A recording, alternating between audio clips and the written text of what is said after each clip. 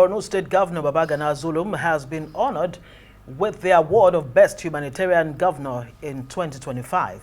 Joining us now to share insights on today's World Humanitarian Day is Professor Francis Origa. He's Registrar, CEO, Institute for Humanitarian Studies and Social Development.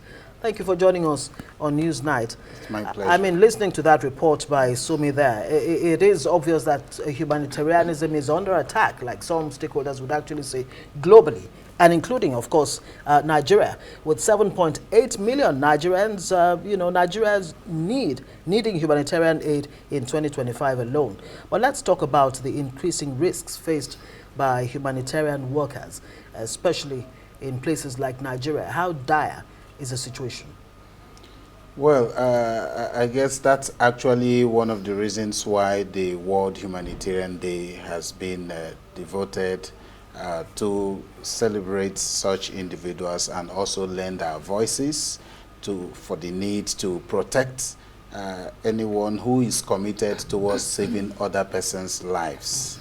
Nigeria is not of exception when you talk about humanitarian catastrophes and security risk for persons who are involved in championing humanitarian cause, particularly humanitarian aid workers.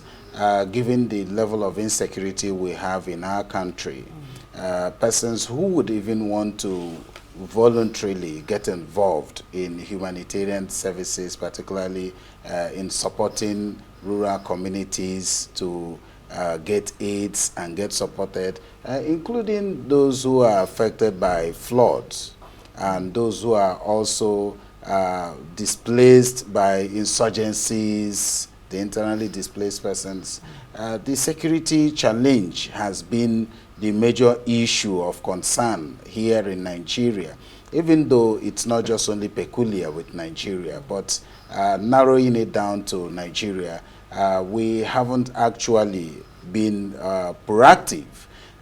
One would recommend that we should embrace the UN human security concept, which talks about a paradigm shift from the traditional security approach, where we only respond when something happens, when there is an attack somewhere.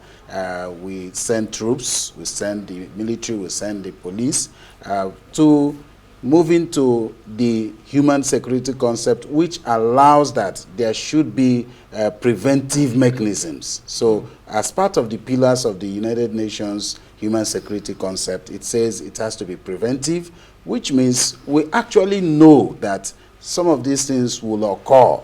So as a nation, as a government, what are we doing to put preventive measures in place to ensure that people who would like to also support others in terms of disaster don't also risk their own lives, are not also attacked on the way while going to support such communities that have been displaced. And again, the UN human security concept talks about being people's oriented, which implies that it has to be centered on the welfare, the security, the needs of these individuals, no matter where they are found.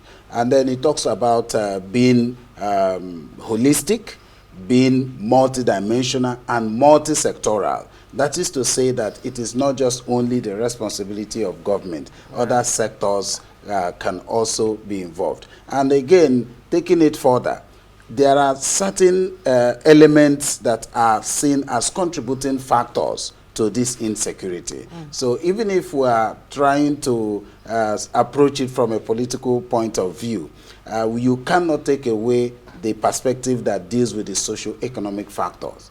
So, and socio-economic factors can be linked to SDG Goal 1, where you talk about poverty. Goal 2, where you talk about hunger. So when you have the high level of poverty, you'll always have a high level of insecurity. Okay. Thank you, Professor. I mean, you make very valid points, but we do not have all the time on the news tonight. Let me quickly ask you on the other side of humanity, which is when you do find yourself in this situation because you haven't taken preventative measures like you have highlighted, how do you then deal with them?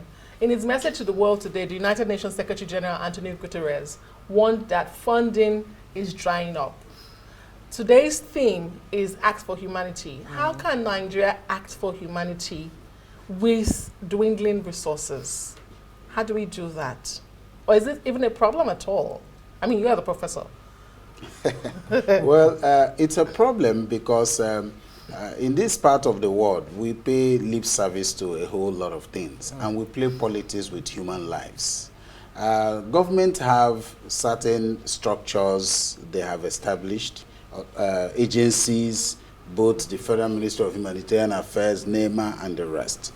Some of these agencies that are saddled with these responsibilities have access to funding too from international organizations. Yes, I agree that there is what we now call donors' parsimony and donors' fatigue. Right. A lot of donors are beginning to withdraw. And again, you look at the fact that there are certain reasons also militating against the withdrawal of these donors. When corruption is on the increase, fundings are released, it does not get to the right persons. It is not applied for the purpose for which the funding was released. And so you begin to find donors withdrawing because they are not actually getting value for the money they are putting. But that also throws a challenge to us as a people and to us as a government.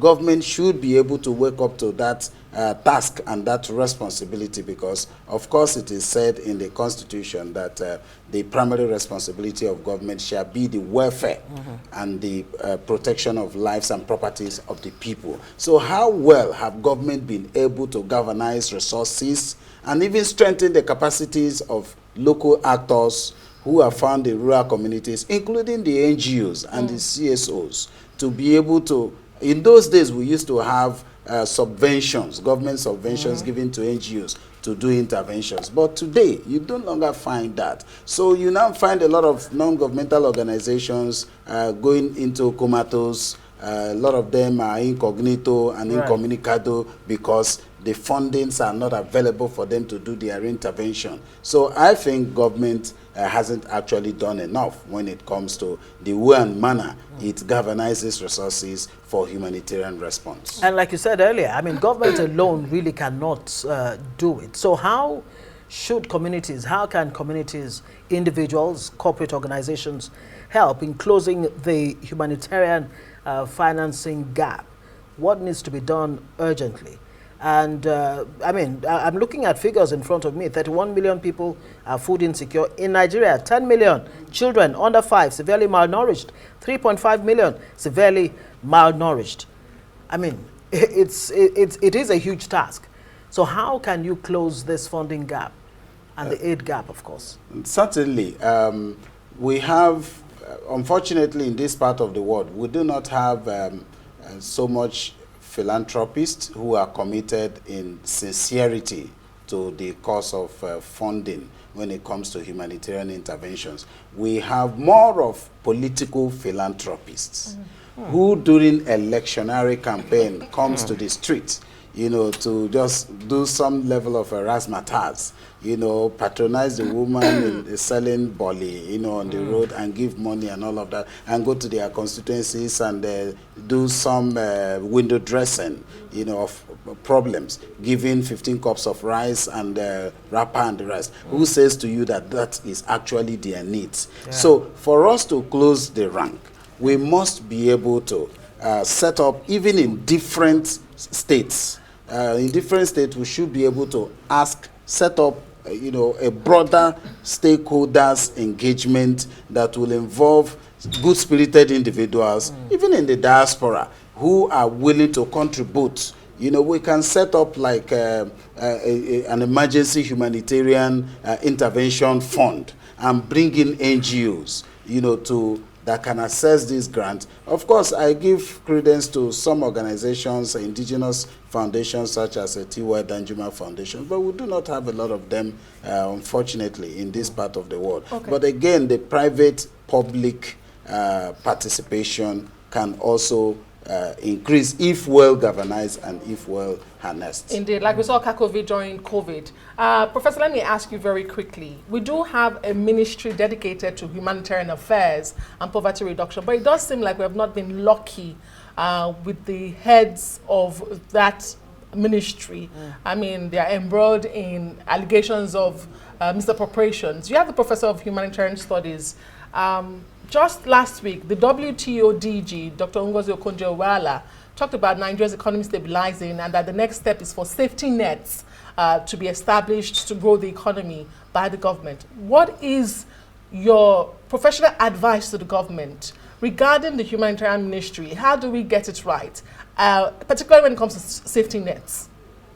You see, in 2017, we had the annual humanitarian public lecture where we came up with a communique and advocated that government should create Office for the Coordination of Humanitarian Affairs, and it should be an annex in the office of the president or vice president, so that you remove bureaucratic bottleneck from it and take away politics from it. You know, now creating Ministry for Humanitarian Affairs, because as at that time, the pioneer minister, Sadia Umar, was a federal commissioner in the National Commission for Refugees, Migrants, and Internally Displaced Persons. Yes. Before we inducted as a humanitarian fellow. And now creating it as a ministry for humanitarian affairs hasn't actually given that needed result that Nigerians have been yearning for. It was all welcome development. Today we get a lot of calls from NGOs who feels that we have been on ground and